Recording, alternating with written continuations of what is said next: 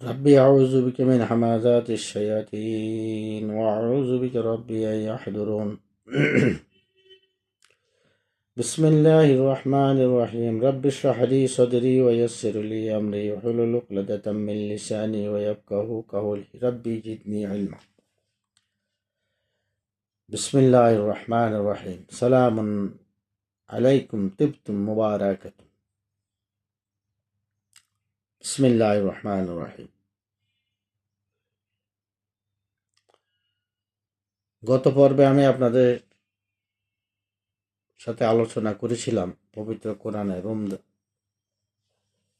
সিয়াম সাধন নিয়ে, পবিত্র মাহে রমজানের আমরা তাকে রোজা বলি, রোজার বিষয়ে সেহেরি, ইফতার এবং স্ত্রী সহবাস, তারপরে ধন সম্পদ বা আচার আচরণ কিভাবে করতে হবে সে বিষয় নিয়ে আলোচনা করেছি। আজকের আলোচনার বিষয় হলো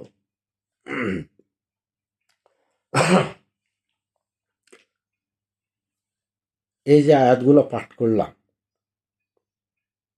এখানে আপনারা সলাতের কোনো তারাবি সলাত এমন কোনো কথা পেয়েছেন? আমি পাইনি। আপনি পেয়েছেন? পান নাই, পাবেন না। আপনি দেখেন, পবিত্র কোরআন পাঠ করেন 283 থেকে 289 আয়াত পর্যন্ত বা 90 আয়াত পর্যন্ত আপনি তেলাওয়াত করেন, বাংলা অর্থটাই পড়েন, ভুল ত্রুটি যাই আছে থাকুক।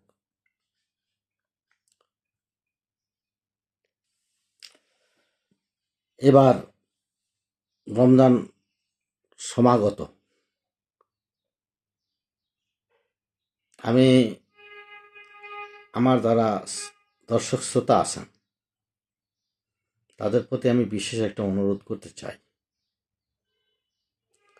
আপনারা এবার রমজানের আগে বাংলা অর্থ সহকারে পবিত্র কোরআন ক্রয় করুন এবং এই রমজানের যে আয়াতগুলো আছে সেটা বাংলা অর্থ আপনারা তেলাওয়াত করে বুঝুন এবং রোজা বা সিয়াম পালন করুন। অন্যের কথায় কান দিবেন না। জীবন হারাইয়ে ফেলছি, ধ্বংসের পথে চলে গেছি শুধু আলেমদের কথা শুনে, অথচ এই পবিত্র কোরআন ধরেও দেখিনি। যা বিষ বলছে, কত মিথ্যা ওয়াজ শুনে কাঁদছি, কানতে কানতে চোখের বুক বাসায় ফেলাইছি, অথচ সে সকল ওয়াজের কোনো খবরে আল্লাহ পবিত্র কোরআনে দেয় না। মিথ্যা ওয়াজ। যাই হোক, এখন আমি আসতেছি যে কথায়, আমার অনুরোধটা চেষ্টা করবেন রক্ষা করার জন্য পবিত্র কোরআন ক্রয়ের বিষয়ে। তবে ইসলামিক ফাউন্ডেশনের, আমার এটা কিন্তু ইসলামিক ফাউন্ডেশন না, এটা ইমদাদিয়া প্রকাশনীর বোধ হয়, না জানি, না, মিনা বুক হাউস। তো এখন আপনারা ইসলামিয়া বা ইসলামিক ফাউন্ডেশন থেকে যেই পবিত্র কোরআন এর বাংলা অর্থ, সেটা হয়তো 250 বা 300, সর্বোচ্চ নিলে 400-500 টাকা নিতে পারে, আমি জানি না সঠিক। তবে আমি ইসলামিক ফাউন্ডেশনের থেকে পবিত্র কোরআন কেনার আমি চিন্তা ভাবনা করছিলাম, কিন্তু ইতিমধ্যে আমি অপেক্ষায় আছি অত্যন্ত প্রখ্যাত একজন আলেমে দ্বীন, উনি পবিত্র কোরআনের সঠিক ব্যাখ্যা করেছেন বলে আমার যতটুকু জানতে পেরেছি। আমি যতটুকু জানতে পেরেছি যে ওনাটা মোটামুটি বাংলাদেশে যতগুলা এখন পবিত্র বাংলা তর্জমা আছে, অর্থ আছে, তার চাইতে উত্তম। 100% পারফেক্ট কিনা সেটা বলতে পারবো না। তো ওটা ওনারা ভুল ত্রুটি সংশোধনের জন্য ওনারা 1 বছর পর্যন্ত বিষয়টিকে বুঝলাম, আমি নামটাই বলি, মুসলিম উম্মা ফাউন্ডেশন, ওনারা 1 বছরের জন্য এটাকে অনলাইনে দিয়ে দিয়েছে, যাতে কোনো ভুল ত্রুটি থাকলে সেইটা যেন মানুষ যেন তাদেরকে পরামর্শ দেয় এবং সংশোধন হয় এবং সংশোধন করা যায়, যার জন্য ওনারা পবিত্র কোরআনটাকে প্রিন্ট করেন। এই প্রিন্ট না করার কারণে আমি ওই কোরআনটা আমি সংগ্রহ করতে পারি নাই। কিন্তু বর্তমানে যতগুলো কোরআন আছে কোনোটাই পূর্ণাঙ্গ বাংলা অর্থ সঠিক নয়। যাই হোক, এবার আসেন তারাবি সালাত বলতে কোনো সালাত নাই। আল্লাহ পাক পবিত্র কোরআনে বলছে, রাত্রে জেগে তোমরা আল্লাহর ইবাদত করো যতক্ষণ সম্ভব। আর রমজান মাস হলো পবিত্র মাহে রমজান। দেখেন কত অবিবেচকের কথা। সারাদিন মানুষ খাইয়া তারপরে নামাজ পড়তে কষ্ট হইয়া যায় যাইয়া, আর সারাদিন উপবাস রাইয়া কাজকর্ম করিয়া আপনি এই উপবাসের পরে আপনাকে তারাবি সালাত পড়ায়, 20 রাকাত। এই 20 রাকাত সালাত তারা কোথায় পেল? পবিত্র কোরআন কি মিথ্যা? আল্লাহ কি মিথ্যা কথা বলে? আল্লাহ বলল, সত্য মিথ্যার পার্থক্য রূপে আমি কোরআনকে তোমাদের জন্য পবিত্র রমজান মাসে প্রেরণ করেছি। এই একটু আগে আমি পড়ি আপনাদেরকে, গত পর্বের আগের পর্বে আমি বলে শুনেছি আপনাদেরকে, আপনারা পড়েন তাহলে বুঝতে পারবেন। তাই তো রবি সালাত নাই। এই যে মানুষকে কষ্ট দেওয়া, আল্লাহ বলছে তোমরা যা পারো তোমাদের সাধ্যের অতিরিক্ত বোঝা আমি তোমাদেরকে দেই না, চাপাইয়া দেই না। আজকে একটু আগেও পড়ছি যে তোমাদের উপর যাতে তোমাদের জন্য বিষয়টা যেন সহজ হয়, আমি সেইভাবে করেছি। যেটা মানুষের জন্য সহজ সেটাই তিনি করেন। এখন এই সলাৎ যদি থাকতো তরাবি সালাত তো কোরআনে আসতো না। হে নবী, আপনি পবিত্র মাহে রমজানে 30 দিন সালাত 30 দিন রোজা রাখুন এবং আপনি 30 দিন আপনি তরাবি সালাত আদায় করুন। কই না তো, নাই। তাহলে এটা কেন হলো? কোনো আলেমকে আমি প্রশ্ন করেছিলাম এবং ওনারা যে ব্যাখ্যাগুলো দেয় সেটা হলো, মানে আন্ধারে হাইকোর্ট দেখানো, আন্ধারে হাইকোর্ট দেখায়। তাহলে কি ওনারা কোনো রকম একটা বুঝ দিয়া দেয় যে এটা হজরত মোহাম্মদ মুস্তফা সাল্লাহ সাল্লামের আমল হয় নাই, তারাবিটা হয়েছে হজরত ওমরের আমল থেকে, হজরত ওমর চালু করছে। হজরত ওমর কি নবী? আপনি যদি আবার এই প্রশ্ন করেন তো বলবো ওনার নামে আল্লাহ কোরআনে আয়াত নাজিল করছে। উনি এত বড় একজন আমিরুল মুমিনিন ছিলেন। আরে উনি যত বড় আমিরুল মুমিনিন হোক, উনি কি নবী নাকি? আর নবী যেটা করে না আমি কেন সেটা করতে যাব? তোমরা নবী যা করছে সেটা করো, সুন্নত।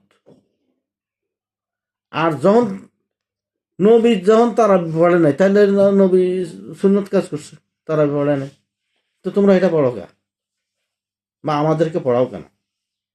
কারণটা কি? এটা হলো আপনি এই বিধানের বাহিরে, এই পবিত্র কোরআন, এই বিধানের বাইরে একটি ওয়ার্ড পরিমার্জন করে আপনি যদি কোনো কর্ম করেন, আপনার সমস্ত কর্ম বৃথা বৃথা বৃথা, কোনো কর্ম কাজে আসবে না। কুফুরি, আপনি কুফুরি করছেন এই আয়াতের সাথে, অস্বীকারী কুফুরি। তোমরা পবিত্র কোরআনে সূরা বাকারা এর আগের আমি আলোচনা করেছিলাম, সত্যকে মিথ্যার সাথে মিশ্রণ করো না এবং সত্যকে মিথ্যা দিয়ে আড়াল করো না, তাহলে তোমরা কুফুরি করবা। কুফুরি থেকে মানুষ কাফের হয়, অস্বীকারী থেকে মানুষ কাফের হয়। গোপন করে, সত্যকে তারা গোপন করে ডেকে দেয়, সত্যের আড়াল করে মিথ্যাকে সামনে নিয়ে আসে, তারাই কাফের।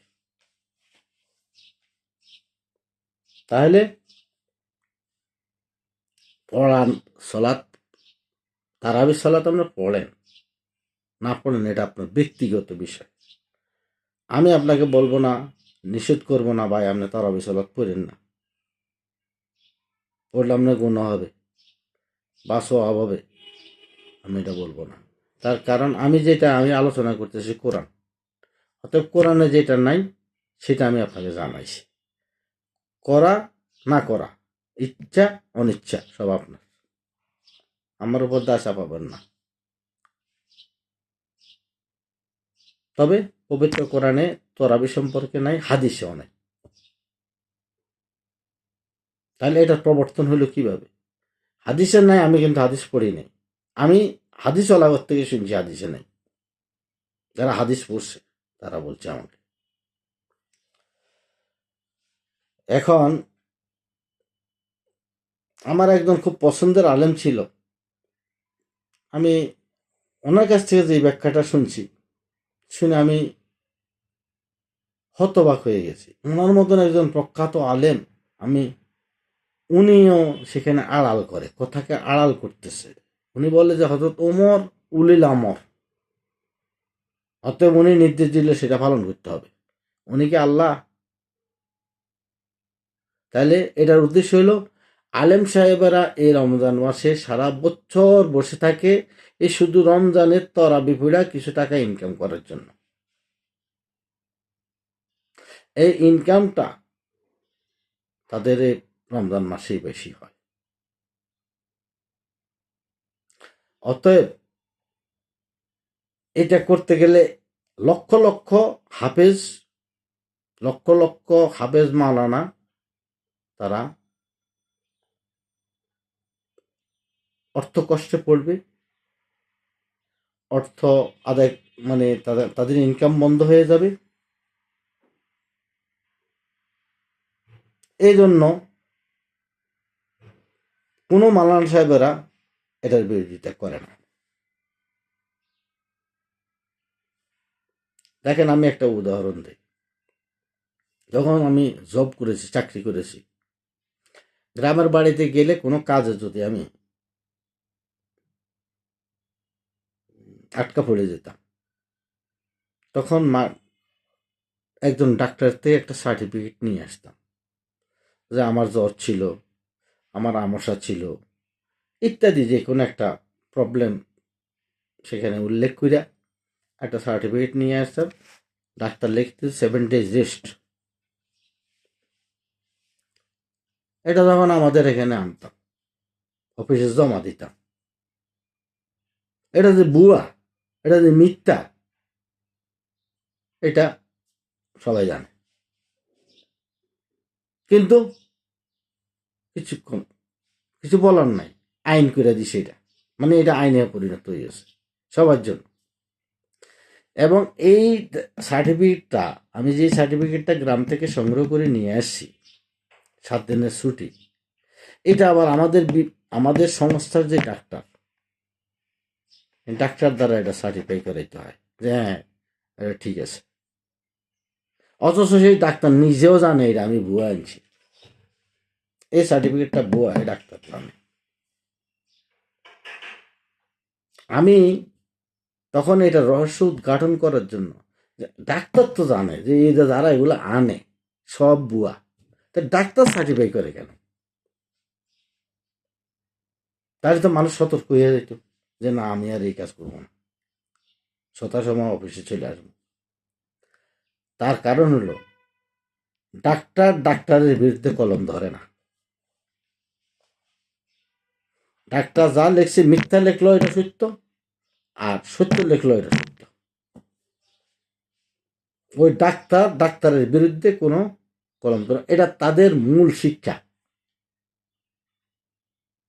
মেডিকেল কলেজ থেকে পড়ালেখা শেষ করে বাইরে হওয়ার সময় তাদেরকে কিন্তু ওস্তাদের শিক্ষা দিয়ে দিছে এটা, যে তোমরা একজন ডাক্তার আরেকজন ডাক্তারের বিরুদ্ধে যেও না, সে যা দেয় ওটাকে তোমরা এটা মেনে নিবা। এটা হলো রেসপেক্ট, তার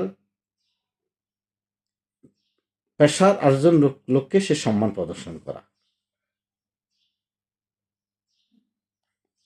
আচ্ছা, আমাদের দেশের আলেমদের দলে দলে, ওই যে আল্লাহর পবিত্র কোরআনে বলছে তোমরা দলে দলে বিভক্ত হইও না, আল্লাহর রশি শক্ত করে ধরো যাতে তোমরা পূর্ণাঙ্গ মুসলিম হতে পারো। আমাদের দেশের আলেমদের মধ্যে বাঘের কোনো অভাব নাই, পিসাবের কোনো অভাব নাই, আর আলেমদের ভাগাভাগের মধ্যে কোনো অভাব নেই। এক একজন এক এক দল, এক একজন এক এক মত, এক একজন কেউ কেউ শিয়া, কেউ কেউ সুন্নি, কেউ কেউ সালাফি, কেউ কেউ হালাফি, কেউ কেউ ওয়াহাবি, কত রকমের কাহিনী। কিন্তু এই রমজানের তারাবি নিয়ে তাদের বিরুদ্ধে কোনো দ্বিমত নাই। থাকলো একদম একদম মাইনরিটি পার্সন, অল্প দু একজন থাকতে পারে। তার কারণ হলো তারা এটা এইভাবেই,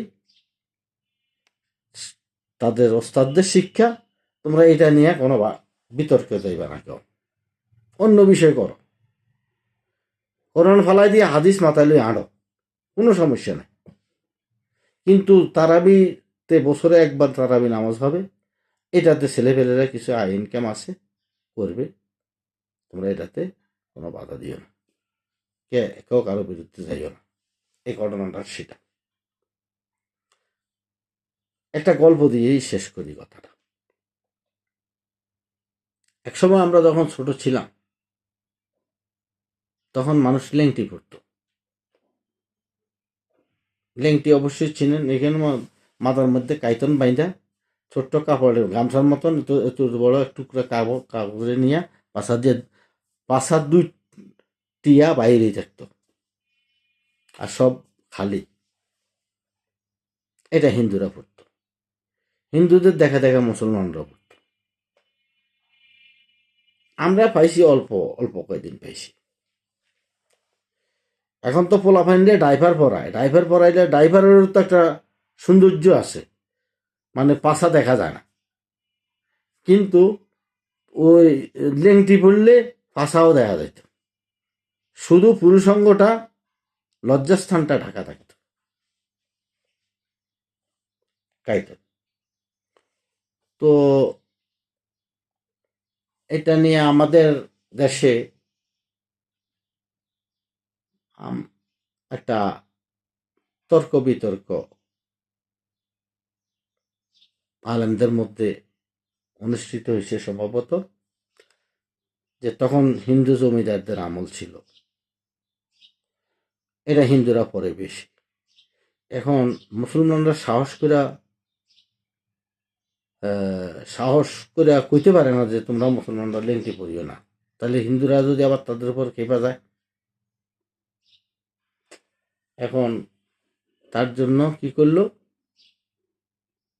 একজন আলেম উনি পলিসি করলো যে ওয়াজের মধ্যে কেউ ওনাকে প্রশ্ন করছে হুজুর লেংটি পরা কি জায়েজ আছে, হুজুর ডাইরেক্ট কয় না জায়েজ নাই, কথা বলে নাই, না বলে কি বলছে জানেন, এটা আমি আমার চাচার কাছ থেকে না জানি কার কাছ থেকে শুনছিলাম।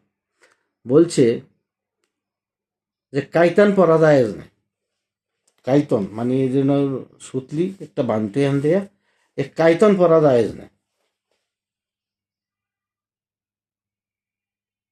লেংটির বিষয়ে না বইলা বলছে কাইতন পরা যায় না। তার মানে কি? এখন এটা নিয়ে আবার অন্য গ্রুপ খেপছে যে এ কথা তো কত হাদিসে নাই, কাইতনের কথা। এই মৌলবী থেকে কইল এই কথাটা, তাহলে মৌলবীর ধরো। অন্যান্য মৌলবীরা আই আবার এই মৌলবীর ধরছে। ধরার পরে মৌলবী সাহেব কয়, ভাই একজনে আমারে প্রশ্ন করছে লেংটি পরা জায়েজ আছে নি। এই কথা তো আমি কইতে পারি না, কারণ আমাদের এলাকার মধ্যে হলো সব হিন্দু, জমিদাররা হিন্দু, প্রভাবশালীরা সব হিন্দু, হেরা পরে লেংটি। কারণ আমি যদি বলি লেংটি বা ধুতি, তার ধুতি আরো ভালো জিনিস, লেংটির তুলনায় ধুতি অনেক ভালো। এগুলা যদি আমি তাদের ওয়াজটা তাদের বিরুদ্ধে চলে যায় গেলে তখন তারা তো আমাদের উপর আক্রমণ করবে। এই জন্য ভাই আমি চিন্তা করলাম তাহলে কি করা যায়। তো কাইতনের মধ্যে এই টান দিয়ে কাপড় টানি পিছন দিয়ে কাইতনের ভিতরে ঢুকায়, সামনে দিয়ে কাইতনের মধ্যে ঢুকায়।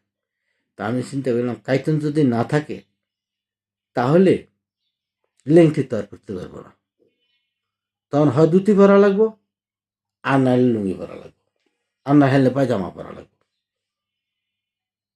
এই জন্য আমি এই কথাটা বলছি যে কাইতন পরা জায়েজ নেই, এটা হাদিস কোরআনে নাই। তখন তারা এটাকে, অন্যান্য আলেমরা জিনিসটাকে অ্যাপ্রিসিয়েট করছে এবং মাইনে নিছে। তখন মুসলমানরা অনেকেই কাইতন পড়তো না, কাইতন না পড়লে লুঙ্গি কিনা পড়ো, তাহলে কি হবে, পরস্তরক হবে না।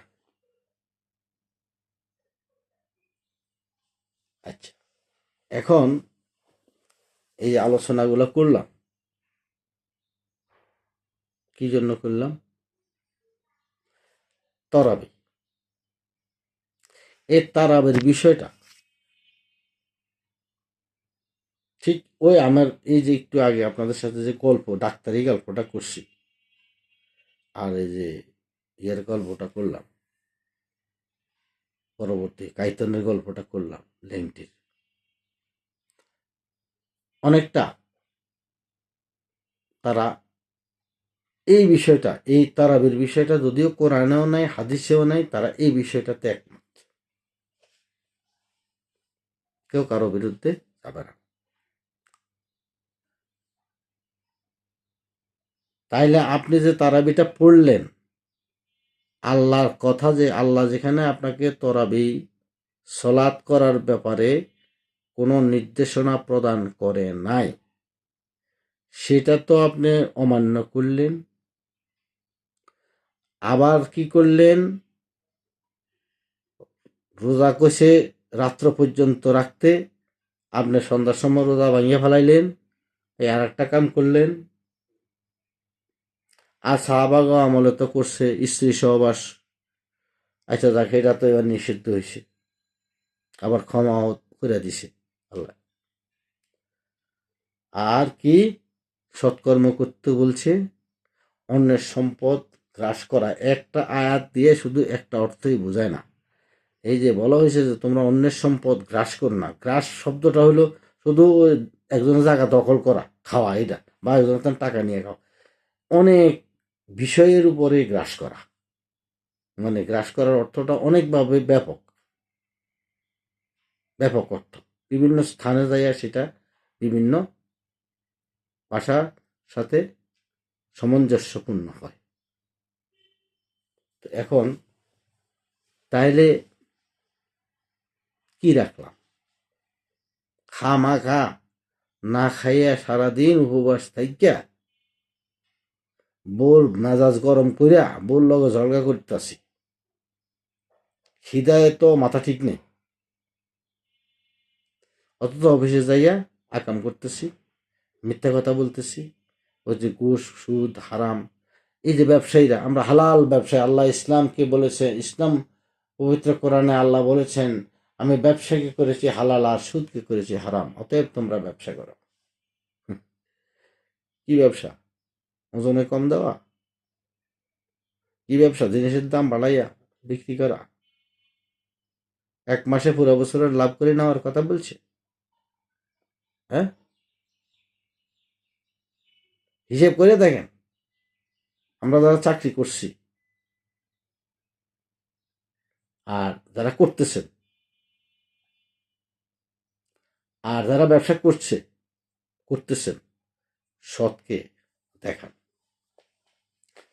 অমুকে গালি দেন যে আবার সুদখোর ঘুষখোর, কিন্তু আপনিও সে হয়তো সুদ খাইয়া অন্যায় করছে, আপনি আরেকটা কাজ করে অন্যায় করতেছেন, আপনিও সঠিক রাস্তায় নাই।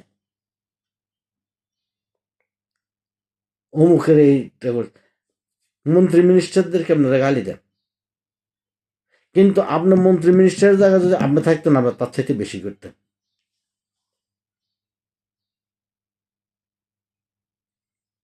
বিগত এই রিসেন্টলি যারা কোটা বিরোধী আন্দোলন করেছে তারা কি আশ্বস্ত করছিল আমাদেরকে? বলছে যে আমরা দেশের সমতা বজায় রাখবো, আমরা তাদের সাথে ছিলাম, মানে কোনো বৈষম্য থাকবে না। আর যে কয়জনে এটার নেতৃত্ব দিছে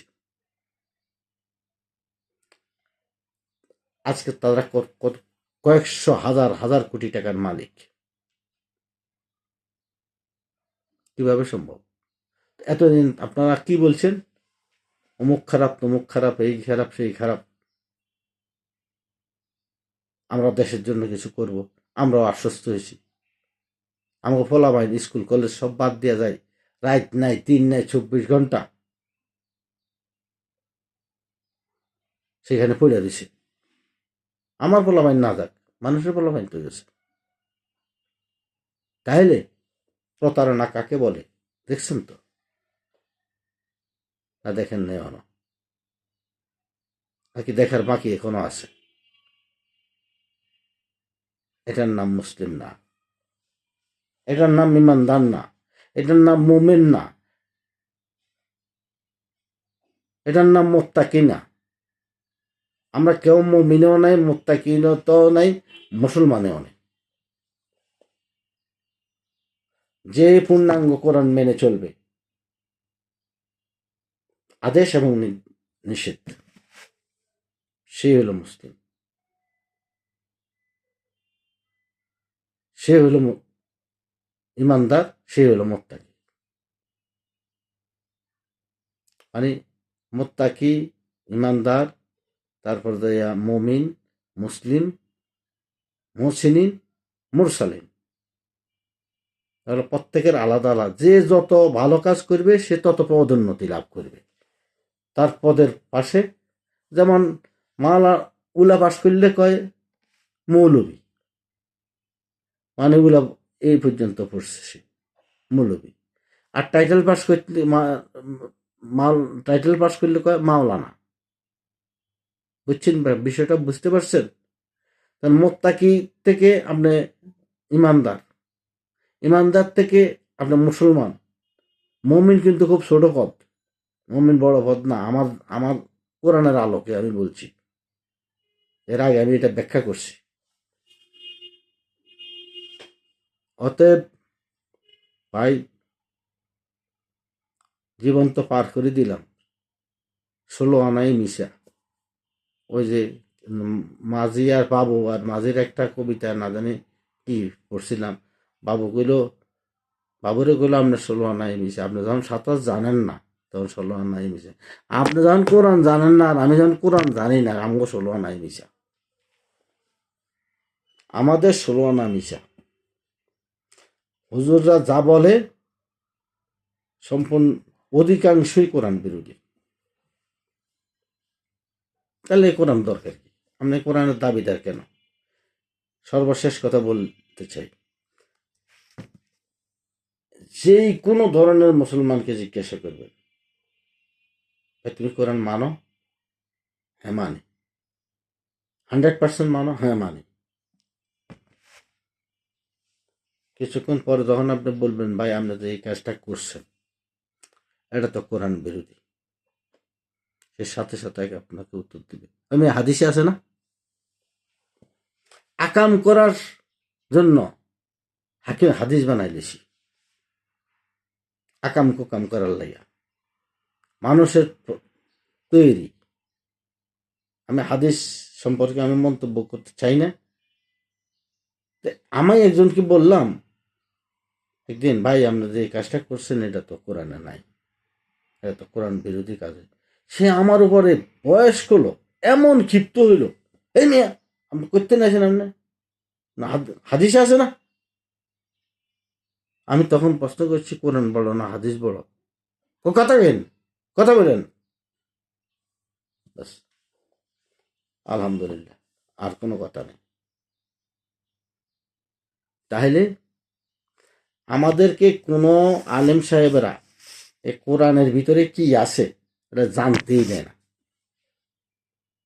আর আপনি যদি কোরআন পড়েন সত্যিকার অর্থে আপনি কিছুই বুঝবেন না, একবার দুইবার পড়ে কিচ্ছু বুঝছেন না।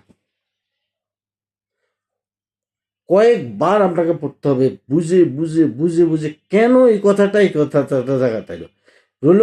বললো রোজার কথা, পরে বললো যে তোমরা এটাকে অন্যের সম্পদ থেকে গ্রাস করো না। কি রোজার কাহিনী তো শেষ, তাহলে গ্রাসের কাহিনী কেন আসলো?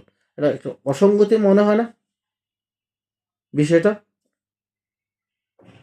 রোজার আয়াত পড়লাম, 30 দিন রোজা সারা জীবন রেখে আসলাম, এখন পর্যন্ত কোরআনের মধ্যে কয়টি রোজা থাকতে হবে এটা বলাই হয় নাই। অথচ হজের সময় যাই বলা হয়েছে কি 10টা রোজার কথা। তো এটা অসঙ্গতি মনে হইতেছে না? কিন্তু আছে। আপনাকে খুঁজে বের করতে হবে, আমাকে খুঁজে বের করতে হবে। এই কোরআনটা প্রতিটি আয়াত নাজিল হয়েছে কোনো না কোনো ঘটনার পরিপ্রেক্ষিতে। যখন যেখানে যে ঘটনাটা ঘটছে সেই ঘটনার উত্তর দিতে যেয়ে কোরআনের ওহী হয়েছে।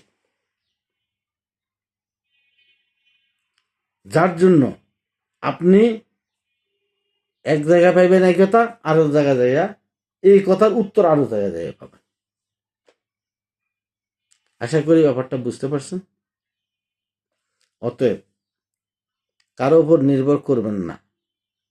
সর্বশেষ কথা বলে দেই, কোরআন কোনোদিন খতম করা যায় না।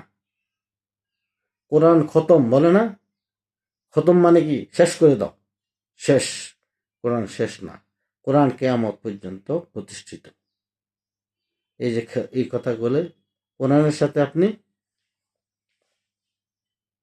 কি করলেন, কোরআনকে প্রত্যাখ্যানের মতোই করে ফেললেন। কোরআন শেষ না। কোরআনের আপনি বলতে পারেন 30 পারা কোরআন তেলাওয়াত করেছি, পাঠ করেছি, খতম করছে হুজুর একটু দোয়া করে দেন। ক্যা তো আপনি জানেন না? হ্যাঁ, বাংলায়ও জানেন না? আপনার খেতে কামলা লইলে কামলা কাজ ভালো করব না আপনার কাজ আপনি ভালো করবেন, কোনটা? আমি যদি আমার কাজটা করি বেশি সুন্দর হবে, নাকি কামলা দিয়ে কাজ করাইলে বেশি সুন্দর হবে, কোনটা হবে? আমি করলে আমার কাজ আমি সুন্দর করে করব। আপনি এই কথাও কইতে পারতেন না, বলতে পারবেন না আল্লাহ আমার জীবনের গুনাহকে তুমি মাফ করে দাও, আমি তোমার 30 পারা কোরআন তেলাওয়াত করেছি, আল্লাহ ভুল ত্রুটি হলে তুমি মাফ করে দাও, আর আমাকে জ্ঞান দান করো যাতে আমার ভবিষ্যতে কোনো আমি যেন কোরআনকে ভালো করে বুঝতে পারি। আল্লাহ আমার এই অসুস্থতা আছে, তুমি আমার এই অসুস্থতাকে দূর করে দাও। কেন এই কোরআন শরীফের মধ্যেই তো আল্লাহ লিখে দিছে যে বান্দা যখন আমাকে ডাকে আমি তার নিকটেই থাকি এবং তার ডাকে আমি সাড়া দিই এবং তাকে আমি তার আবেদনকে আমি মঞ্জুর করি, আর সেও যেন আমার ডাকে সাড়া দেয়। কি হুজুর লাগবো, মাল দিয়া হুজুর আনতে হইব।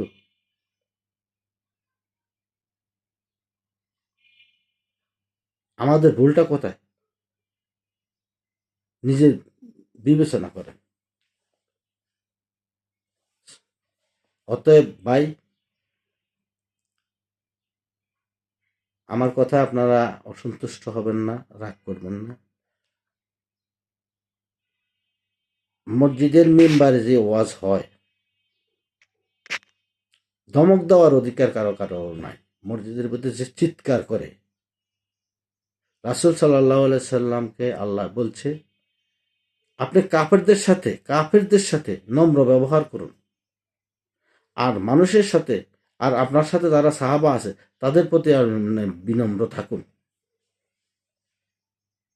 ওয়াজ কি চিল্লাইয়া হয়?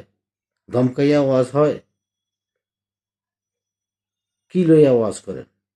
শুধু চাঁদার বাক্স। অতএব সুন্দর জীবন গঠনের জন্য এই আল্লাহর নির্দেশিত পথ পবিত্র কোরআন অনুসরণ করুন। আমি নিজে, সর্বশেষ বলতেছি, আমি নিজে ব্যক্তিগতভাবে 65 থেকে 65 বছর পর্যন্ত যা শুনে আসছি আলেমদের কাছ থেকে, ও আজও আমি আমার মন থেকে সেই কথাগুলো সরাইতে পারিনি পূর্ণাঙ্গভাবে। কারণ শয়তান তো আমাকে ঘিরে ফেলছে, আমার তো রক্ত পর্যন্ত শয়তানের শয়তানের অনুসারী হয়ে গেছে। তো আমার কোরআনের কাছে গেলে আমার কাছে অবিশ্বাসের মতো মনে হয়। কি রে, সারা জীবন শুনিয়ে আসলাম লা ইলাহা ইল্লাল্লাহু মুহাম্মাদুর রাসূলুল্লাহ, আর আল্লাহ কোরআনে বলে এই কথা নাই। লা ইলাহা ইল্লাল্লাহ আছে, মুহাম্মদ রাসূলুল্লাহ আলাদা। আল্লাহ মোহাম্মদ না, মোহাম্মদ আল্লাহ না। আল্লাহ বলছে আমার সাথে কারো শরীক হবে না, আমার নাম কারোর সাথে যুক্ত হবে না। আর বলে এই দোয়া কইরা লা ইলাহা ইল্লাল্লাহ মুহাম্মাদুর রাসূলুল্লাহ দোয়া কইরা আদম আলাইহিস সালাম মাফ পাইয়া গেছে। অথচ আল্লাহ বলে, আদম বলছে, আদম আমার কাছে সাহায্য দোয়া প্রার্থনা করছে, রব্বানা যালামনা আনফুসানা ওয়া ইল্লাম তাগফির লানা ওয়া তারহামনা লানাকুনান্না মিনাল খাসিরিন। হে আমার প্রতিপালক, আমি আমার নিজের প্রতি নিজে জুলুম করেছি, অন্যায় করেছি, অত্যাচার করেছি, তোমার নির্দেশ অমান্য করেছি, শয়তানের দোকায় পড়েছি, নিজের ক্ষতি নিজে করেছি, আমি জুলুম করেছি, আমাকে এই জুলুম ক্ষমা করে দাও। তুমি যদি আমাকে ক্ষমা না করো তাহলে আমি ক্ষতিগ্রস্তদের অন্তর্ভুক্ত হয়ে যাব। আর হেরা সারা জীবন শুনিয়েছি এই অজুনা কানতে কানতে শেষ, যে লা ইলাহা ইল্লাল্লাহু মুহাম্মাদুর রাসূলুল্লাহ পড়ার সাথে সাথে আল্লাহ মাফ করে দিয়েছে, এই ওয়াজ শুনছি। অতএব ভালো থাকেন, সুস্থ থাকুন। সবাইকে আন্তরিক অভিনন্দন এবং ধন্যবাদ জানিয়ে পবিত্র কোরআন মাহে রমজানে বাংলায় তেলাওয়াত করুন, অর্থ বুঝুন, এবং সে অনুযায়ী আপনি সিয়াম সাধন করুন। আল্লাহ কবুল করবেন। আমার জন্য দোয়া করবেন, আমি যেন আপনাদের মতো করে আর আল্লাহর নির্দেশিত পথে চলতে পারি। ধন্যবাদ আপনাদের সবাইকে। আশা করি ভিডিওটা মনোযোগ সহকারে দেখবেন। আমি কোনো ভালো বক্তা নয়, আমি একজন মূর্খ মানুষ।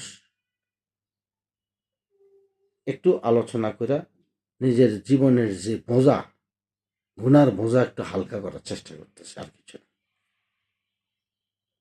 কোরআনকে আল্লাহ প্রশ্ন করবে কালকে আমাদের দিন, যে তুমি, আমি যে তোমাকে একটা গ্রন্থ দিয়েছিলাম, তোমাকে যে আইন দিয়েছিলাম, তোমাকে যে একটা সংবিধান আমি দিয়েছি, তুমি সেটাকে অনুসরণ করেছ, পড়েছ, দেখেছ, শুনেছ, তার সম্বন্ধে অবগত হয়েছ? তখন তো আমার কোনো জবাব থাকবে না। অনেকে বলে ভাই আমরা তো পড়তে পারি না, তো বাংলা পড়েন।